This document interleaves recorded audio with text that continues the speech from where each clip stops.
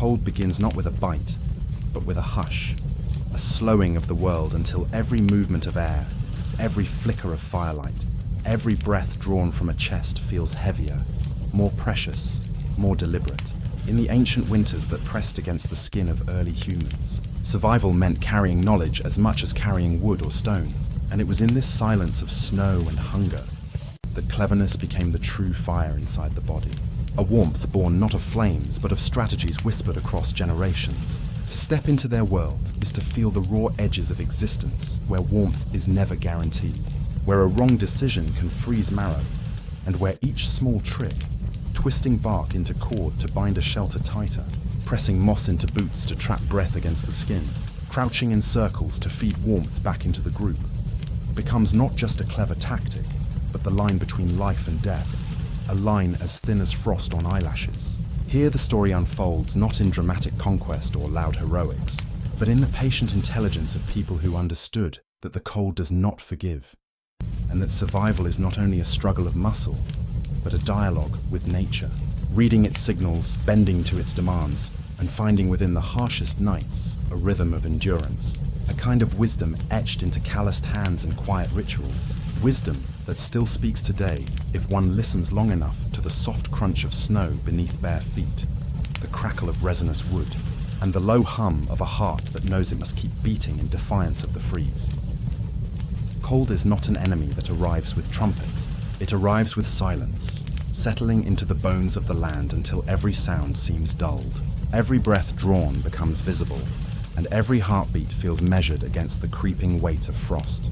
For the earliest humans who walked into this silence, pushing across plains where winds cut like blades and snow swallowed the horizon, survival meant learning not just to endure but to interpret, to treat cold as a teacher that revealed which choices sustained life and which mistakes carried a death sentence. And so they began to craft small, ingenious methods that turned knowledge into warmth. Methods born from observing the landscape, the animals that roamed it, and the limits of their own bodies. The ground itself taught one of the first lessons, because to lie upon frozen earth was to surrender body heat faster than to the wind above.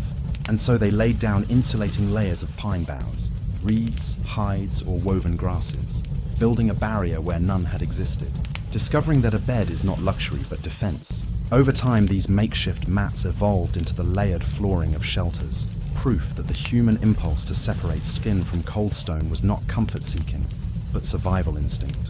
Fire, too, transformed from accident into art. Embers were banked beneath ash to smolder through the night, ready to be revived at dawn with dried moss, shredded bark, or resinous splinters. A practice so effective it traveled across generations like a secret. For losing fire in deep winter was no inconvenience, but catastrophe.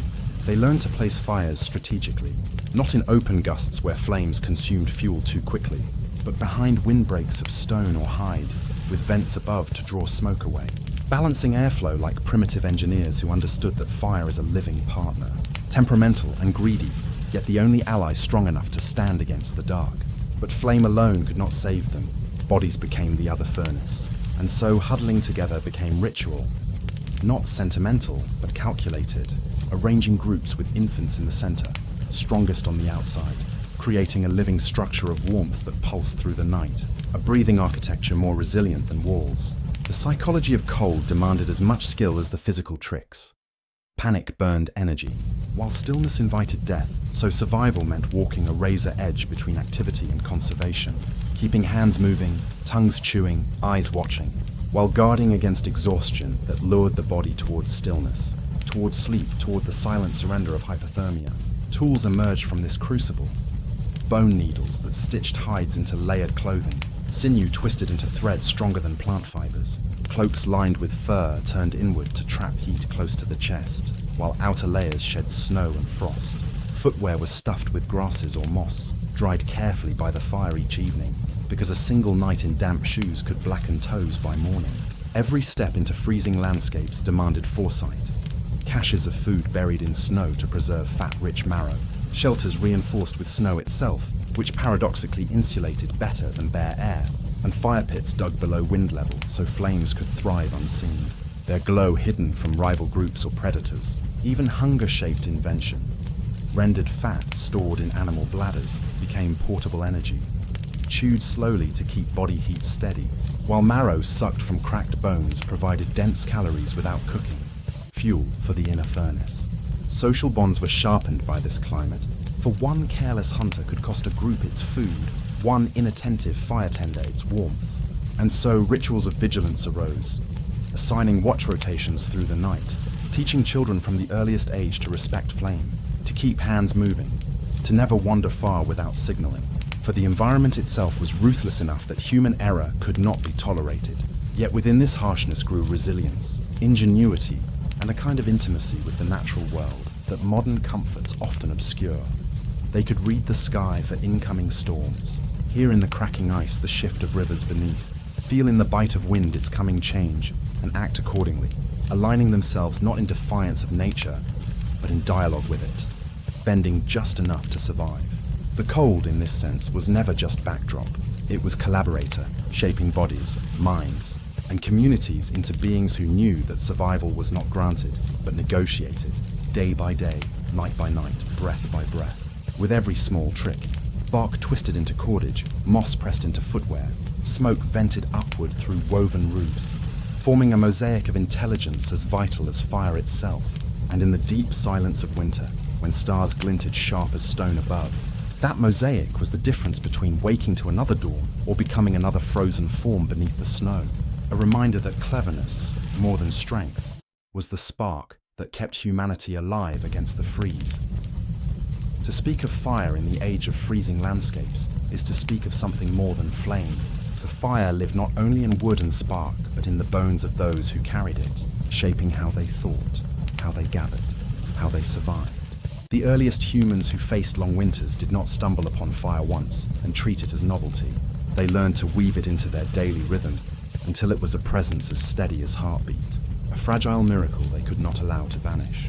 And so they carried embers wrapped in bundles of moss, tucked inside animal horns, sheltered in bark containers, smeared with resin to keep the glow alive as they moved across plains, understanding that to create flame anew was costly, but to preserve it was wise. Fire demanded devotion.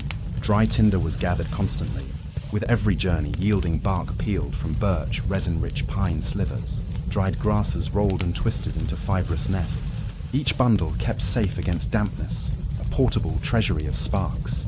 Stones that struck in bright flashes were not simply, the cold begins not with a bite, but with a hush, a slowing of the world until every movement of air, every flicker of firelight, every breath drawn from a chest feels heavier, more precious, more deliberate.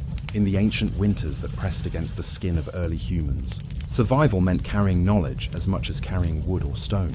And it was in this silence of snow and hunger that cleverness became the true fire inside the body. A warmth born not of flames, but of strategies whispered across generations.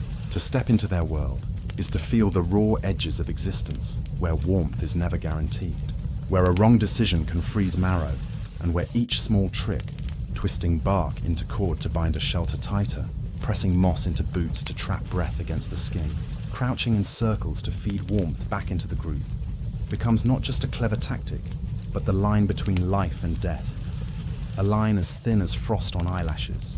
Here, the story unfolds not in dramatic conquest or loud heroics, but in the patient intelligence of people who understood that the cold does not forgive, and that survival is not only a struggle of muscle, but a dialogue with nature, reading its signals, bending to its demands, and finding within the harshest nights a rhythm of endurance, a kind of wisdom etched into calloused hands and quiet rituals. Wisdom that still speaks today, if one listens long enough to the soft crunch of snow beneath bare feet, the crackle of resinous wood, and the low hum of a heart that knows it must keep beating in defiance of the freeze. Tools but talismans, guarded jealously, for the rhythm of striking flint against pyrite or iron-rich nodules was the rhythm of continuation. Fire, once established, expanded its role beyond warmth. It hardened spear tips, thrust briefly into the blaze. It smoked meat and fish so that food could last through lean weeks. It boiled water in bark-lined pits with hot stones dropped hissing into liquid. It drove predators back from the edges of camp with light and scent, transforming the night from a constant predator stage into a zone of human dominance. But even so, fire was no permanent guarantee. Gusts, snow, rain, or carelessness could snuff it in moments. and so the caveman's mind became attuned to vigilance, learning to shield flames with stacked stones, to dig pits below wind level, to stretch skins into crude windbreaks, to feed fires steadily rather than wastefully, for every spark was currency. In this vigilance, one sees the deeper trick. Survival in freezing cold was not invention alone, but discipline. The ability to resist complacency when warmth lulled the body toward carelessness, to remember that fire once lost could mean days of cold hands, shivering lungs and desperate striking of stone on stone. Fire shaped psychology as much as biology, binding groups together around its glow, turning the circle of flame into the circle of society, where stories were spoken, strategies formed, tools crafted, wounds tended, children soothed, and hunters honored. Warmth was communal, and so was knowledge. For a single person's mistake could extinguish what the group required, but collective memory ensured it endured, embedded into practice, ritual, and even reverence. And so, in the depths of ancient winters, when snow stretched unbroken across the horizon, and winds scoured the skin raw, the caveman trick was not merely to light fire, but to live as if fire were a fragile heartbeat that never stopped, to protect it, feed it, understand it, carry it, and in doing so, to make fire not just an element of survival but a partner in existence, an extension of human will that stood against the silence of the cold, a defiant pulse in the frozen dark, a reminder that cleverness and discipline are flames that live within bones as surely as within wood. If fire was the inner heart of warmth, then clothing became the outer skin of survival. For in the deep cold, human flesh alone stood no chance against the long nights and cutting winds. And so the earliest innovators turned to what nature offered, the hides and furs of animals, transformed not merely into coverings but into carefully engineered defenses against frost. Every stage of this transformation was itself a survival trick, a dance between resourcefulness and necessity, beginning with the hunt. For the value of a kill was measured not only in meat and marrow, but in the thickness and quality of its skin. Bison with dense underfur, caribou with hollow insulating hairs, and wolves with layered coats provided warmth that no human body could generate unaided. Once harvested, hides required treatment, and this became a sacred labor. Scraped with flint tools to remove fat and membrane, softened with oils or animal brains that broke down fibers, smoked gently over slow-burning fires to preserve against rot, the hide was coaxed into flexibility, made pliant enough to wrap around limbs without stiffening into useless boards. Sewing followed, and here the genius of bone and antler shone, needles sharpened to piercing points, sinew twisted into durable thread, the two working together to stitch hides into garments that layered warmth like the walls of a shelter. Outer layers with hair turned outward shed snow and blocked wind, while inner linings with fur turned inward trapped heat close to the chest, creating a living insulation system that mirrored the coats of the very animals they hunted. Footwear became a matter of life and death, for frozen ground pulled heat faster than air, and so moccasins stuffed with dried grasses, moss, or rabbit fur became not just coverings but portable hearths for the feet, renewed daily to stay dry. Those who neglected this ritual often limped back with blackened toes, living lessons in the mercilessness of frostbite. Hoods and caps evolved as equally critical, for most heat loss surged from the head and neck, and so fox pelts or wolf skins were drawn tight around the skull, with ear flaps bound by rawhide cords, forming a snug cocoon that blurred the line between human and beast.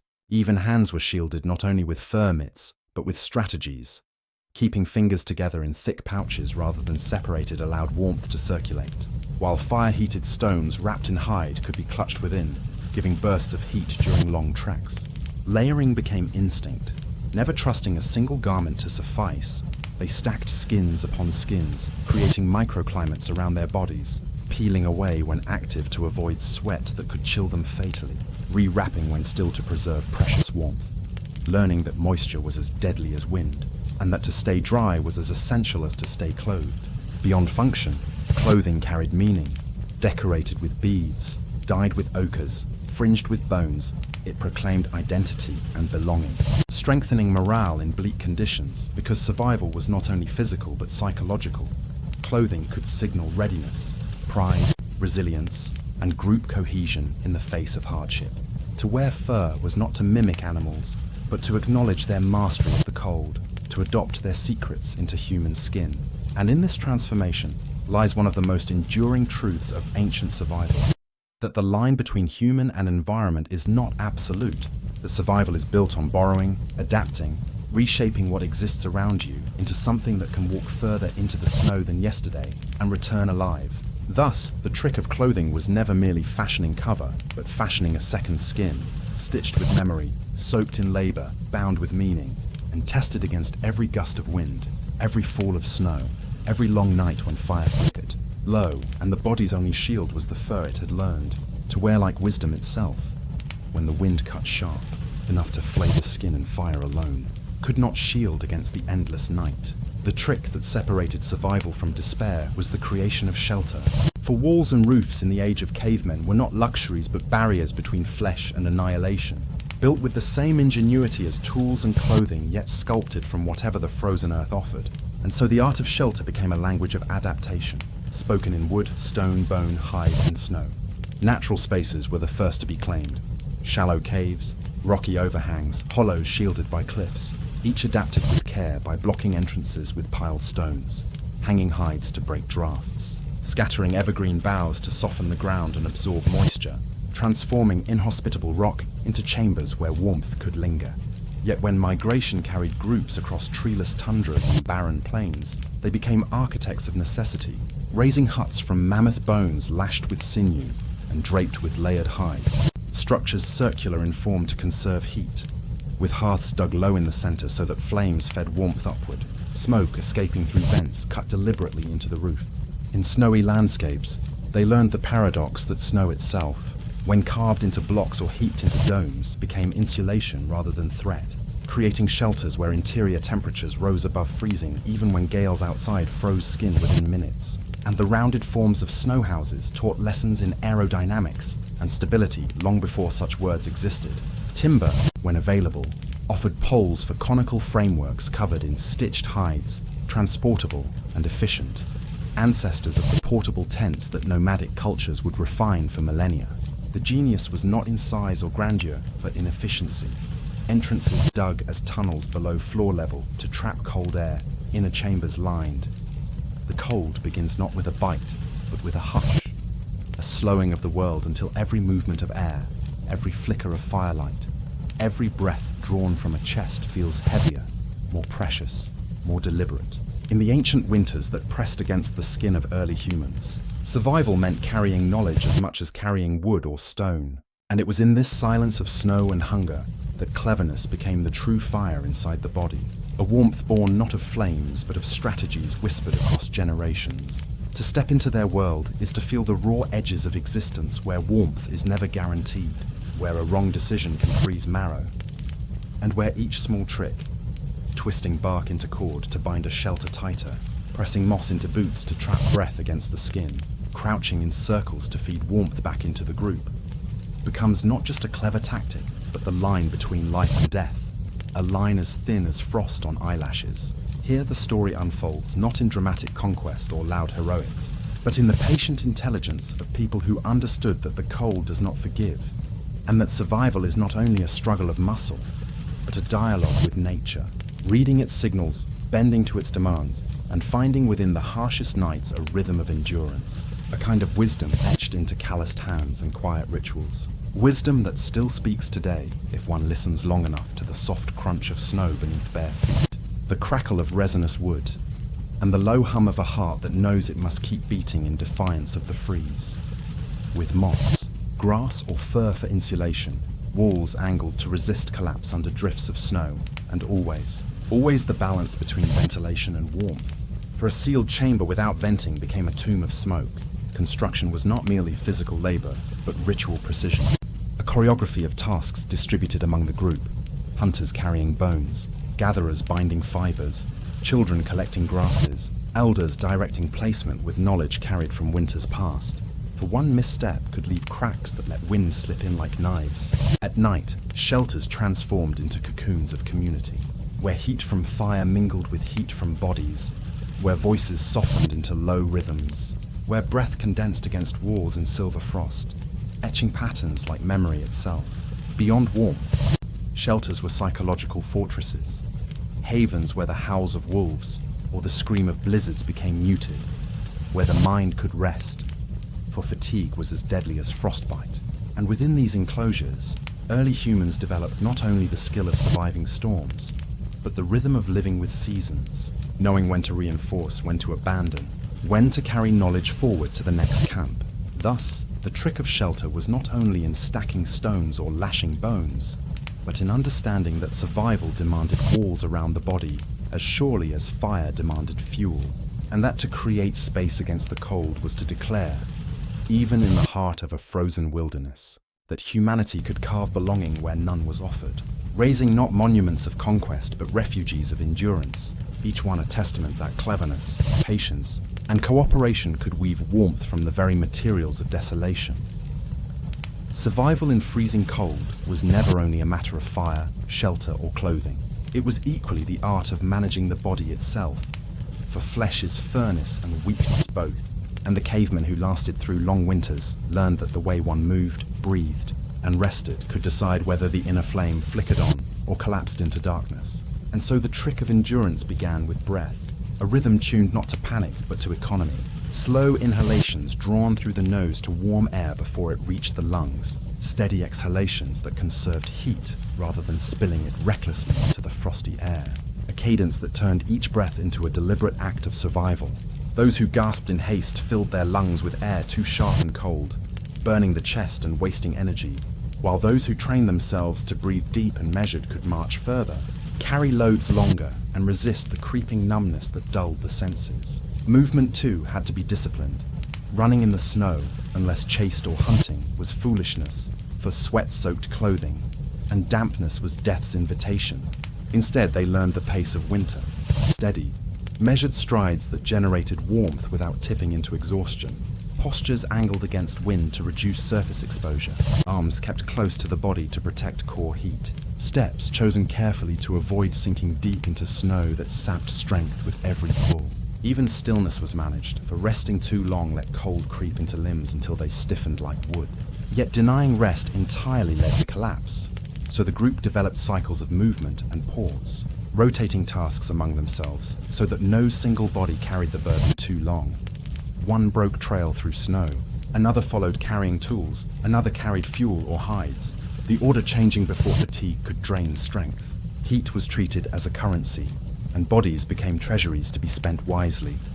Hunters returned from the chase would huddle immediately, stripping off damp layers to be dried by fire, while others rubbed limbs to drive blood flow back to the surface, preventing frostbite before it claimed fingers or toes. Tricks to conserve strength grew out of necessity, carrying loads on backs rather than arms to keep blood circulating in the hands, binding stomachs with belts or cords to remind the body to stand tall and breathe deeply, chewing bits of dried fat to keep jaws moving and generate both warmth and calories at once. At night, even sleeping was survival choreography, with bodies curled to reduce exposed surface, hands tucked into armpits or between knees, pairs alternating turns at the fire to feed it while others rested for collapse into deep. Unguarded sleep could mean waking stiff and frostbitten, or not waking at all. Endurance was not only physical but mental, for the cold whispered constantly of surrender. The temptation to lie down, just for a moment. The numbing comfort of closing heavy eyes. The seductive stillness of hypothermia. And here, the cavemen fought with tricks of the mind as much as tricks of the body, keeping themselves awake with humming, with tapping fingers against bone tools, with low chants passed around the group like verbal fire, each sound anchoring attention and warding off the silence that lured them toward death. Children were taught these patterns early, conditioned to breathe in the cold air slowly, to keep moving even when play gave way to weariness, to never stray alone without signal or rhythm, for winter punished ignorance swiftly. In these rhythms, the body became a tool as much as any spear or scraper, tuned to the tempo of the elements. Every gesture refined by necessity, every pause calculated, until living itself became a kind of choreography. Breath, step, rest, breath again, a silent dance with the cold in which missteps were not forgiven. This, then, was the hidden caveman trick, to make endurance not an act of brute force but an art of patience, awareness, and discipline, to train lungs and muscles as carefully as fires and shelters, and to understand that in the frozen silence, the body itself is the first and last instrument of survival, a moving hearth whose flame depends on how wisely one breathes, walks, and resists the invitation of stillness. Against the silent cruelty of freezing nights, when fire dwindled to embers, and the wind pressed like an invisible predator against the walls of hide and bone, survival depended not only on flame or fur or food, but on the warmth generated by the human spirit itself, a warmth coaxed into being through ritual, rhythm, and shared meaning. For despair was a killer as ruthless as frostbite, and hopelessness could drain the will to move, to breathe, to guard the fire, until life ebbed away in the shadows of exhaustion. The earliest humans who endured long winters understood that morale was not decoration, but necessity, that the mind could be tricked into summoning endurance when the body faltered. And so they developed practices that transformed ordinary tasks into ceremonies and bare survival into community, binding individuals into a living shield against the cold. Around the fire, their voices wove stories that reached back into remembered hunts and forward into imagined tomorrows. Stories of ancestors whose cunning had first tamed the blaze, of animals whose spirits lingered in fur and bone, of winds that carried messages from unseen realms. Stories that framed the cold not as a meaningless threat, but as part of a cycle, a test, a passage. And in this framing, they gave suffering shape, and what has shape can be faced, endured, and even honored. Storytelling was itself heat, drawing people close, making breath mingle, letting eyes shine with reflected flame. Children listened not only for entertainment, but for survival lessons encoded within myth, warnings disguised as fable, strategies preserved as legend. And thus, culture became as insulating as fur. Songs, too, carried warmth, low chants rising in the dark like subterranean fire, syllables repeated until they blurred into vibration that filled the chest, spreading warmth from lungs to limbs, synchronizing heartbeats into a communal drum. A dozen voices chanting as one created more than sound. It created a pulse of belonging, a reminder that no one sat alone against the storm, and that even if the wind screamed outside, within the circle of fire their own. The cold begins not with a bite, but with a hush, a slowing of the world until every movement of air, every flicker of firelight, every breath drawn from a chest feels heavier, more precious, more deliberate. In the ancient winters that pressed against the skin of early humans, survival meant carrying knowledge as much as carrying wood or stone. And it was in this silence of snow and hunger that cleverness became the true fire inside the body. A warmth born not of flames, but of strategies whispered across generations. To step into their world is to feel the raw edges of existence where warmth is never guaranteed, where a wrong decision can freeze marrow, and where each small trick, twisting bark into cord to bind a shelter tighter, pressing moss into boots to trap breath against the skin, crouching in circles to feed warmth back into the group, becomes not just a clever tactic, but the line between life and death. A line as thin as frost on eyelashes. Here the story unfolds not in dramatic conquest or loud heroics, but in the patient intelligence of people who understood that the cold does not forgive, and that survival is not only a struggle of muscle, but a dialogue with nature, reading its signals, bending to its demands, and finding within the harshest nights a rhythm of endurance, a kind of wisdom etched into calloused hands and quiet rituals. Wisdom that still speaks today, if one listens long enough to the soft crunch of snow beneath bare feet, the crackle of resinous wood, and the low hum of a heart that knows it must keep beating in defiance of the freeze. Voices were stronger. Painted ochre smeared on skin and fur reflected the flames in patterns of red and gold, markings that reminded them of blood, sun, and endurance. A declaration written on the body that said, "We do not yield to winter. We carry the color of life against the white silence." Such pigments were more than vanity. They were psychological armor, shields against despair, visible affirmations that the group carried identity, continuity, purpose, and thus had reason to persist. Ritual infused even the simplest acts. Before eating, morsels might be tossed into the fire as offering to unseen guardians, acknowledging gratitude, transforming food into communion. Before sleeping, elders might murmur protective phrases, wrapping the vulnerable hours of slumber in symbolic safety. Work became play through ritual. Children were challenged to gather wood as quickly as possible, to test their voices in animal calls, to carry embers without faltering, each task reframed as game, so that labor became joy and necessity became pride. Dances stamped into frozen earth raised both warmth and spirit, feet pounding rhythm into numb souls, arms swinging to circulate blood. bodies moving not only for exercise but for solidarity, each movement echoing in the firelight like a declaration that they still lived, still resisted. Even silence became ritual. Groups huddled together in stillness, listening intently to the howl of the storm, treating the noise as a message from powers greater than themselves, transforming fear into reverence and reverence into strength. For what is respected is no longer chaos but pattern, something that can be survived with dignity. These rituals were more than superstition. They were survival strategies encoded in symbol and song, invisible tools as essential as flint or fur. Modern physiology reveals their genius. Synchronized singing regulates breathing, calms panic, and generates subtle internal warmth. Rhythmic movement keeps circulation alive. Belief itself reduces despair and maintains the will to act. The cavemen, who mastered rituals of warmth, carried a hidden weapon against the cold: resilience of the heart. And this weapon was passed from parent to child, from elder to youth, ensuring that even when food was scarce or fire dimmed low, the group carried within itself a furnace of meaning. To neglect ritual was to allow despair to creep in, to let silence become suffocating, to let individuals drift into isolation where hypothermia and hopelessness fed one another. To keep ritual alive was to weave invisible threads binding people into something stronger than any one body, a collective organism that breathed, sang, and endured as one. Thus, the caveman trick was not only in shelters of bone or coats of fur, but in ceremonies of breath, song, and story, in marks upon the skin and dances in the night, all of which generated warmth where none existed, proving that survival in the freezing dark is never only about defeating the cold outside, but about feeding the fire inside, the fire of spirit that refuses to go out.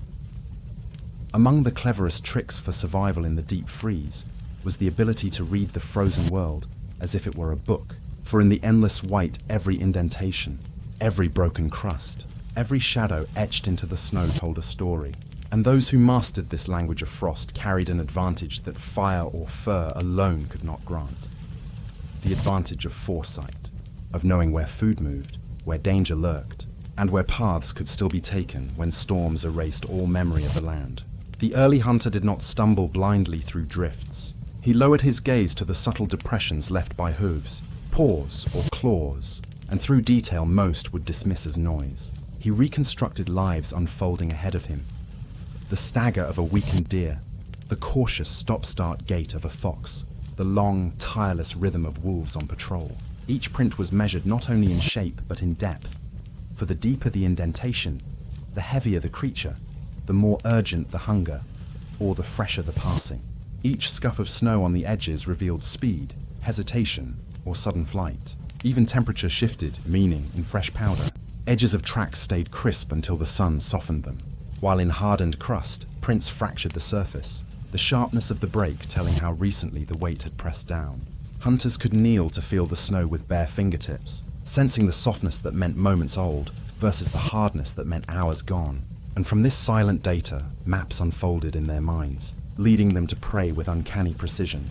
But tracking was not only about prey, it was also about survival against predators. Wolf packs could shadow human groups for miles, waiting for weakness, and so the ability to notice the slight overlap of prints, the circling of tracks across their own path, warned the group to keep fire close and guard children carefully. Bears in their winter dens left almost no mark, yet seasoned eyes could read the sag in a drift or the slight collapse near a rocky hollow that betrayed slumbering danger, to be avoided at all cost. Even the snow itself was a partner or enemy. Hunters studied its texture, learning that powder concealed holes and rivers beneath, while crusted snow could support weight for long distances if tested first with a staff. Sound, too, became part of the language. The crunch of dry snow underfoot indicated brittle cold, while dampened thuds signaled rising warmth, a shift that might collapse shelters or make travel treacherous with hidden melt. They used shadows as ink. When the moon rose, tracks glowed faintly, but hunters could judge distance and angle by how shadows lay within the depression, distinguishing fresh life from ghosts of old journeys. The art was so refined that even broken twigs, bent grass frozen into ice, or frost melted on one side of a branch joined the lexicon, all signs that something had moved, breathed, or passed, leaving its story in the frozen silence. Children were trained in this literacy early, not with lectures, but by following elders into snow and being asked what they saw. Pressed until they could distinguish between hare and fox, between the paw of wolf and the paw of dog, between the passage of prey and the false trails left by wind. The trick was not only in the noticing, but in resisting haste. Hunters moved slowly, conserving strength, circling to test their reading of signs, knowing that rushing blindly after a track could burn precious energy or lead them into deep drifts where exhaustion waited. Tools extended the reading of snow. Spears doubled as probes to test for hollows. Scrapers cleared crust to reveal hidden prints. Cords were laid across tracks to measure stride and compare it to the memory of known beasts. And once the prey was found, cold itself shaped the strategy. In deep snow, men drove animals into drifts where they floundered, easy to dispatch. In icy forests, they herded deer into narrow paths where movement slowed. Hunting was not only about killing, but about calculating risk. For wounds in freezing conditions often became death sentences, so every chase was measured with caution, every throw of spear balanced between need and danger. Yet when successful, the kill was more than food. It was warmth, clothing, tools, glue, and bone, a prize that justified the long frozen pursuit. Around the fire afterward, the hunt was retold not as dry fact, but as ritualized story, cementing knowledge into memory, ensuring the next generation would know how to read snow and shadow. The language of snow thus became not merely skill, but heritage, a chain of observation passed down, refined, expanded, until the frozen wilderness itself became a kind of text that cavemen read with fluency, each page a clue to survival, each chapter a lesson in patience, precision, and respect for forces greater than themselves. In the deep freeze, where silence could crush the spirit and blindness meant starvation, this literacy in frost was not optional but essential, and those who could not read it vanished, while those who could etched their names. The cold begins not with a bite, but with a hush, a slowing of the world until every movement of air, every flicker of firelight, every breath drawn from a chest feels heavier, more precious, more deliberate. In the ancient winters that pressed against the skin of early humans, survival meant carrying knowledge as much as carrying wood or stone. And it was in this silence of snow and hunger that cleverness became the true fire inside the body, a warmth born not of flames, but of strategies whispered across generations. To step into their world is to feel the raw edges of existence where warmth is never guaranteed, where a wrong decision can freeze marrow, and where each small trick, twisting bark into cord to bind a shelter tighter, pressing moss into boots to trap breath against the skin, crouching in circles to feed warmth back into the group, becomes not just a clever tactic, but the line between life and death, a line as thin as frost on eyelashes. Here the story unfolds, not in dramatic conquest or loud heroics, but in the patient intelligence of people who understood that the cold does not forgive, and that survival is not only a struggle of muscle, but a dialogue with nature, reading its signals, bending to its demands, and finding within the harshest nights a rhythm of endurance, a kind of wisdom etched into calloused hands and quiet rituals. Wisdom that still speaks today, if one listens long enough to the soft crunch of snow beneath bare feet, the crackle of resinous wood, and the low hum of a heart that knows it must keep beating in defiance of the freeze. Not in ink or stone, but in the footprints they left behind, continuing the eternal dialogue between human and winter. If fire was the visible heart of winter survival, then food was its hidden hearth, the silent source of heat that burned from within. For in the deep freeze, calories became as precious as sparks, and every morsel carried the weight of hours, even days of endurance. So the cavemen who learned not only how to hunt, but how to preserve, ration, and transform food into long-burning fuel, held in their hands the most decisive trick of life against the cold. The frozen landscape, harsh as it was, offered one peculiar gift: preservation through ice itself, a natural larder where meat could remain intact for weeks without rot, provided it was kept away from scavengers. So hunters buried cuts beneath snowdrifts, weighted them with stone, or stored them in pits lined with frost, knowing that the earth itself would guard their stores until hunger called. Yet storage was not enough, for frozen meat was too hard to chew, and eating it raw chilled the body further, stealing more warmth than it gave. So they devised clever ways of softening flesh by laying slices near embers, drying strips into leathery rations, or even fermenting fish beneath packed snow, where bacterial change softened the fibers and released flavors. A crude but effective method that turned scarcity into nourishment. Fat was treasured above all. Marrow sucked from cracked bones, blubber carved from animals, layers of grease rendered into paste, because fat burns slow inside the body, providing endurance that lean meat alone could not, and so the wise stored fat separately, sometimes mixed with berries or crushed nuts, forming primitive energy cakes that could be carried on journeys. A portable fire, hidden in food. They learned to eat in rhythms rather than excess, for gorging wasted energy in digestion and risked stomach pain in the cold, while measured bites chewed slowly, released steady warmth. And shared food was not only fairness but efficiency, since those weakened by hunger slowed the group, while those nourished could carry loads and guard the fire. Thus sharing became a survival trick as much as a moral one. Hunting was never constant, and starvation lurked in every storm. So people devised caches, stashes of dried meat hidden along travel routes, insurance against empty days, a practice that taught foresight as a virtue. Even the parts of animals once dismissed became resources. Stomachs used as storage bags, sinews chewed for trace nutrition, blood frozen into cakes and thawed into broths rich with salt and warmth. Fire transformed raw flesh into survival medicine. Cooking not only softened and flavored, but released hidden energy, killed parasites and turned tough muscle into fuel. And so the hearth was always both furnace and kitchen, its smoke carrying the smell of safety. Foraging did not vanish in winter, but required cunning. Roots frozen beneath snow could be dug with sharpened stakes, bark from certain trees chewed for starch, mosses scraped and boiled into broths that, while bitter, gave minerals to sustain bones and blood. Snow itself became drink, but only carefully, for too much frozen water chilled the body dangerously, so it was melted in vessels of stone or bone, often flavored with herbs or scraps of meat, creating primitive teas and broths that warmed both stomach and spirit. Psychological tricks accompanied physical ones. Rituals of gratitude before eating reminded the group that food was sacred, not to be wasted, each bite a covenant with survival. Songs were sung as food was shared, binding group morale with the meal, ensuring that even meager rations felt abundant when framed as blessing. Children learned early the hierarchy of food: fat before lean, marrow before muscle, broth before water, so that their instincts in hunger would be tuned to survival rather than impulse. Waste was minimized with ingenuity. Bones became tools, hides became clothing, sinews became thread, and scraps of meat, dried to near nothing, were still gnawed in hunger, for nothing was forgotten when cold sharpened need.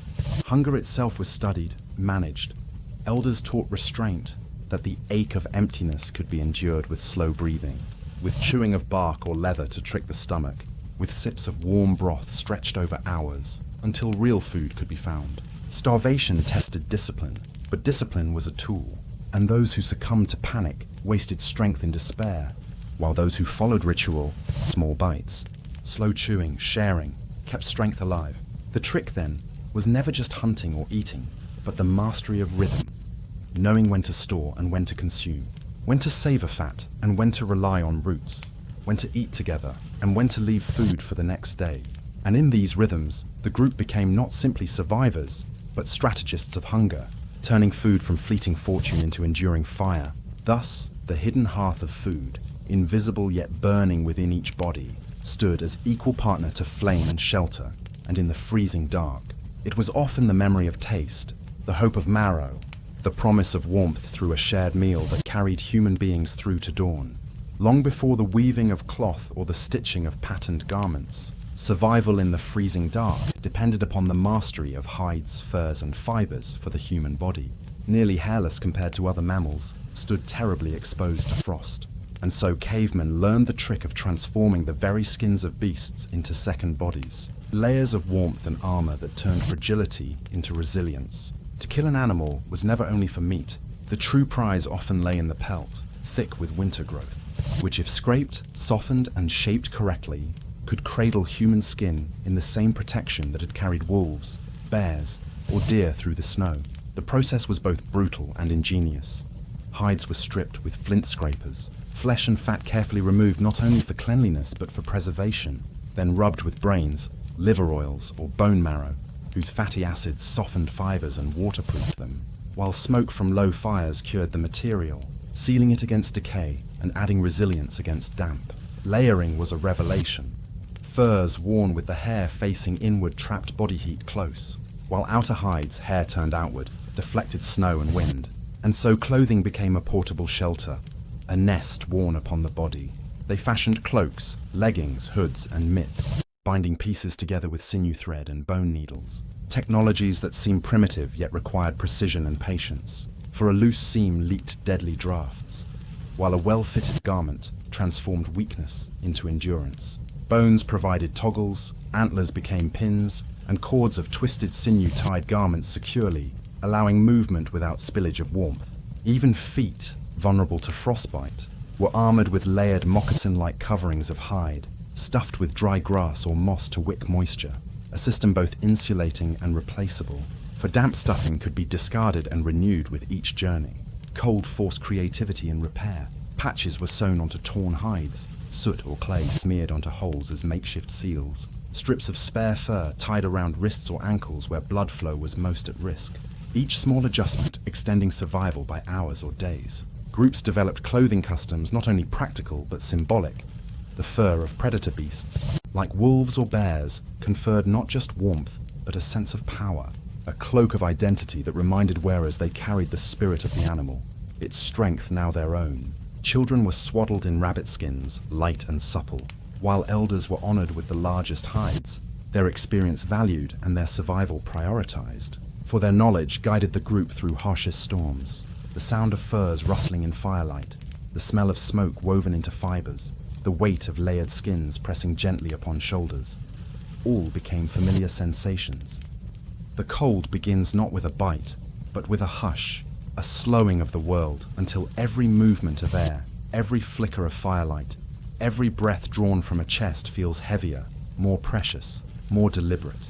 In the ancient winters that pressed against the skin of early humans, survival meant carrying knowledge as much as carrying wood or stone, and it was in this silence of snow and hunger that cleverness became the true fire inside the body, a warmth born not of flames but of strategies whispered across generations. To step into their world is to feel the raw edges of existence where warmth is never guaranteed, where a wrong decision can freeze marrow, and where each small trick, twisting bark into cord to bind a shelter tighter, pressing moss into boots to trap breath against the skin, crouching in circles to feed warmth back into the group, becomes not just a clever tactic, but the line between life and death, a line as thin as frost on eyelashes. Here the story unfolds not in dramatic conquest or loud heroics, but in the patient intelligence of people who understood that the cold does not forgive, and that survival is not only a struggle of muscle, but a dialogue with nature, reading its signals, bending to its demands, and finding within the harshest nights a rhythm of endurance, a kind of wisdom etched into calloused hands and quiet rituals. Wisdom that still speaks today if one listens long enough to the soft crunch of snow beneath bare feet, the crackle of resinous wood, and the low hum of a heart that knows it must keep beating in defiance of the freeze, as vital as the heat of the hearth itself. In cold so extreme that breath froze in the beard, clothing was never static. It was adjusted constantly. Hoods pulled up in wind, furs loosened near fire to prevent sweat. Cloaks overlapped when storms struck suddenly. Sweat itself was recognized as an enemy, for damp clothing clung and chilled, so travelers paused to vent heat before it accumulated. A wisdom passed orally. Better to shiver briefly than to sweat long and die later. They devised belts and cords to secure layers tightly against drafts, and even wrapped their hands with strips of fur to hold tools, trading dexterity for protection when frost threatened to steal fingers. Hides became blankets at night, spread over huddled groups who pressed together under one massive skin, each breath adding to the small microclimate of shared warmth. When storms trapped them indoors, women and men worked hides tirelessly, scraping, stretching, and smoking, turning downtime into preparation, ensuring that when the next hunt succeeded, no part of the animal would be wasted. Over generations, innovations spread: double-layered boots, fur-lined hoods that funneled breath downward to prevent frostbite on cheeks, cords tied across the chest that distributed load while keeping furs snug, all emerging not from design for beauty, but from relentless negotiation with the cold. Yet beauty still crept in. Dyed patterns with natural pigments, decorative fringes cut into hides, beads of bone or shell sewn along seams. Not indulgence, but morale. For to make clothing more than mere armor was to affirm humanity, to say we are not beasts, we are makers, and even here in the cold we create. And so clothing, though silent and uncelebrated compared to the blaze of fire or the thrill of the hunt, stood as one of the greatest caveman tricks, turning weakness into strength, frailty into resilience, naked flesh into furred endurance. Every pelt worn was a testament to survival, an animal's life transformed into human persistence. And every stitch sewn by sinew was a thread in the vast tapestry of endurance, where survival was not only a matter of bone and blood, but of craft, patience, and the wisdom to wrap oneself in the borrowed armor of the wild. Beyond tools, hides, fire, and food, the greatest trick against the cold was not individual strength, but the binding force of community, the invisible circle woven by cooperation. For in the unforgiving freeze, a solitary body was fragile, but a group bound by trust, rhythm, and shared labor became an organism greater than the sum of its parts, resilient where any lone figure would crumble. Survival in deep winter demanded collaboration at every step, one pair cutting wood while another tended fire, hunters ranging outward while others patched hides or prepared broth. Children kept busy carrying light tasks, so they learned responsibility without becoming burdens, and elders passing along wisdom in stories that turned knowledge into heritage, ensuring that experience never died with a single person but was distributed, stored, and carried like an archive across many minds. Around the fire, warmth multiplied not only through flames but through bodies pressed shoulder to shoulder, huddled in shared cloaks, breath mingling, heat circulating. And this closeness fed something deeper than temperature. It sustained the mind, reminding each person that they were not alone, that their life was bound to others, that vigilance was shared and therefore lighter. Duties rotated to prevent exhaustion. One kept watch while others slept. One carried fuel while others hunted. One nursed injuries while others guarded children. And such rhythms prevented collapse. For even the strongest faltered if burdened too long, while the weakest could contribute if given manageable roles, proving that survival was not about the domination of the strong, but about the orchestration of all. Conflict, too, had to be managed, for resentment could fracture bonds, and fracture meant death. So rituals of reconciliation were woven into group life. Songs sung together after disputes, food shared ceremonially, symbolic gestures of apology that allowed harmony to return before anger curdled into division. Psychological warmth was as vital as physical. Laughter in the dark broke fear. Jokes lightened the weight of hunger. Mimicry of animals entertained children, while secretly teaching them tracking calls. Morale was not frivolous. It was armor, and those who despaired endangered all. So the circle policed itself gently, lifting the weary, encouraging the discouraged, reminding each other of hunts to come and springs that would eventually thaw the world. Even silence was shared. Long hours of stillness in the storm were endured more easily when bodies leaned together, when a hand rested on another's shoulder, when the mere awareness of breathing neighbors banished the illusion of isolation. Cooperation extended beyond the immediate group, for alliances between bands mattered. Shared hunts, exchanges of hides or tools, intermarriage that wove genetic and cultural threads together, strengthening both resilience and knowledge. Such bonds created a wider web of survival, where information about safe valleys, rich hunting grounds, or dangerous predators traveled across kinship lines, making each group less vulnerable to the blindness of isolation. The physiology of this cooperation is now clear. Warmth conserved in groups, calories saved when tasks were distributed, stress lowered when trust calmed the nervous system, all producing measurable survival benefits. But for them it was simply felt as truth. Alone you die, together you endure. In the harshest nights, when fire dimmed and hunger gnawed, the greatest comfort was not fur or fat, but the nearness of another heartbeat. The certainty that someone else would keep the flame alive when your eyes closed, that your survival was not a solitary burden, but a shared commitment. Thus the circle of survival became the deepest caveman trick, invisible yet decisive. For it taught that the human answer to cold was not merely technological or physical, but profoundly social, that strength lay not in isolation, but in the weaving of lives together into one resilient whole. And in that circle, the fragile species without claws or fangs discovered its true weapon: solidarity.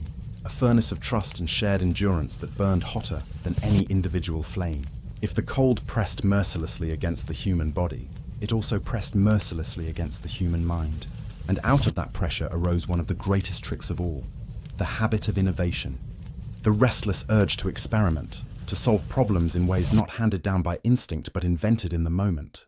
For freezing winters demanded more than tradition.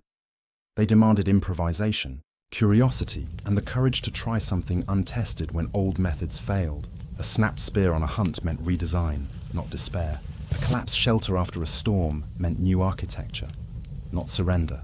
Frostbitten fingers forced adjustments to tools, new grips, new bindings, new layers of fur. In the cold, mistakes were unforgiving, but also teachers. Each failure etched into memory and transformed into improvement, so that generation by generation, bands of humans accumulated small innovations until they stood not only as survivors, but as experimenters who turned crisis into opportunity. Fire itself became a field of endless ingenuity. Embers carried in bark containers lined with clay to transport warmth across journeys. Damp wood dried in layers near the hearth. Smoke redirected by adjusting stone rings to reduce choking in shelters. Weapons, too, evolved under winter's demands. Spear tips hardened in fire to resist snapping against frozen bone. Stone flakes sharpened to slice through thick hides. Lashings reinforced with wet sinew that tightened as it froze, binding stone to shaft with near-metal strength. Clothing that once was a single pelt became multi-layered ensembles. Furs cut into strips and woven in overlapping scales for both flexibility and insulation. Boots stuffed not only with grass, but the cold begins not with a bite, but with a hush, a slowing of the world until every movement of air, every flicker of firelight, every breath drawn from a chest feels heavier, more precious, more deliberate.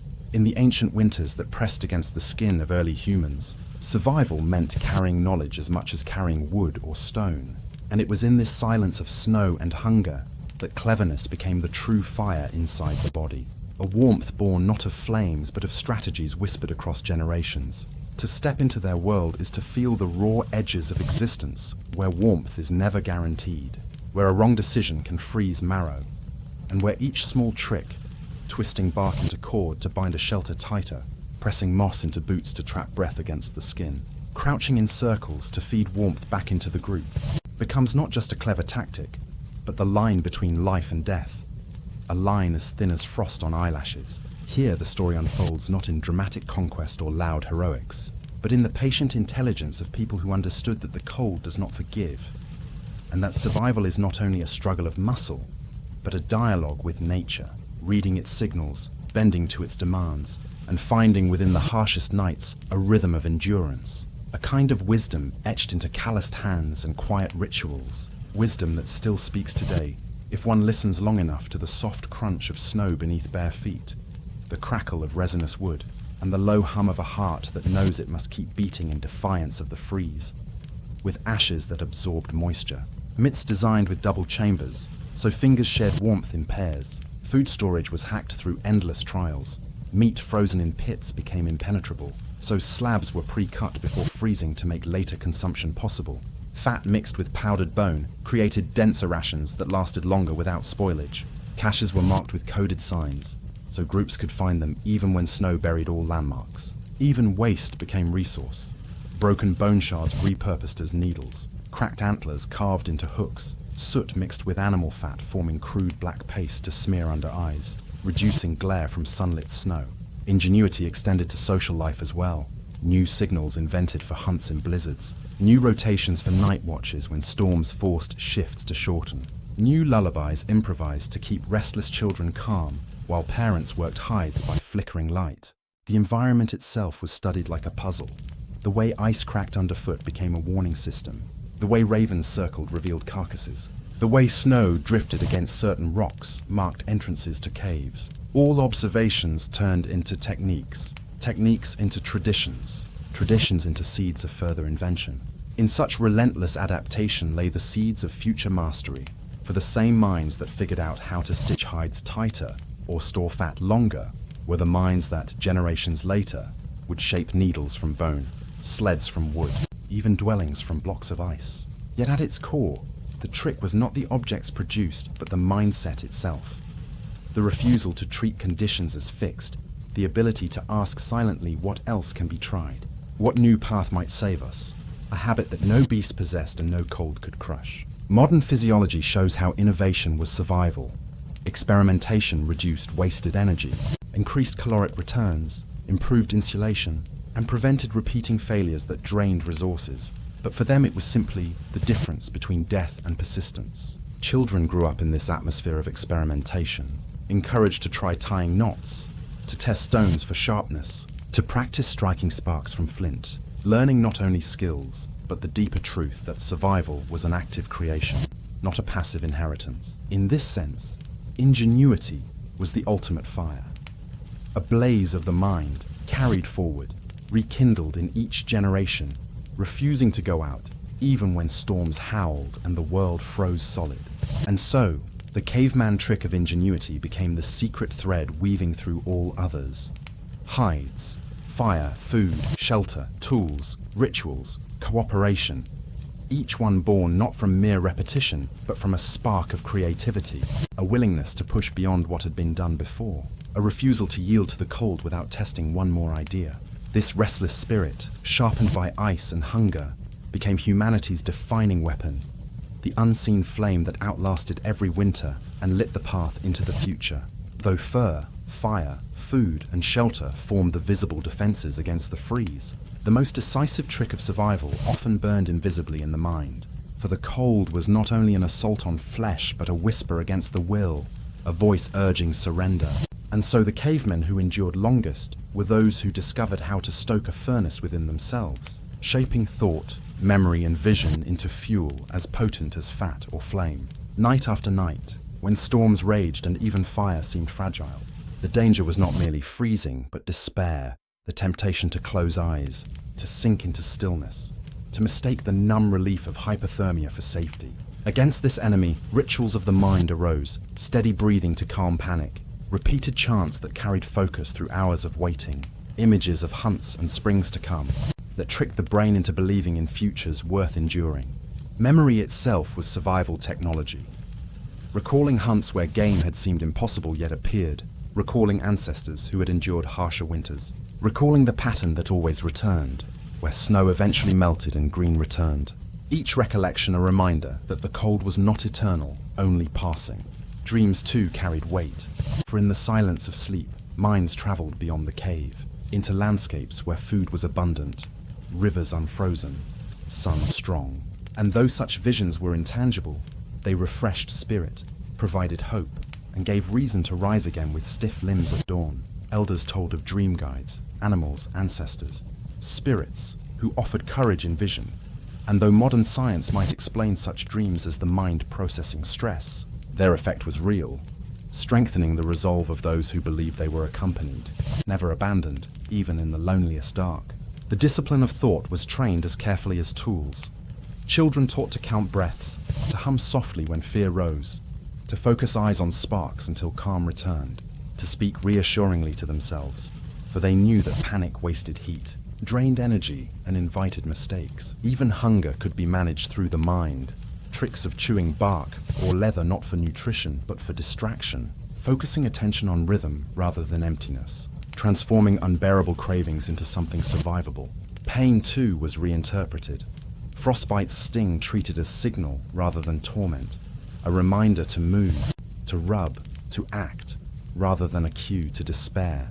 Those who mastered such mental reframing outlasted those who succumbed to anguish, for in the cold, the mind could either be executioner or ally. Storytelling again served here, but not only for children. Adults leaned on tales of strength, of ancestors who had crossed vast glaciers, of hunters who faced storms and returned, each narrative a scaffold for their own resolve. For what had been done before could be done again. Modern psychology would call this resilience, cognitive reframing, visualization. But for them it was instinctive wisdom, the recognition that thought itself had to be harnessed like fire. Loneliness was perhaps the sharpest blade of the cold, but even here the mind fought back.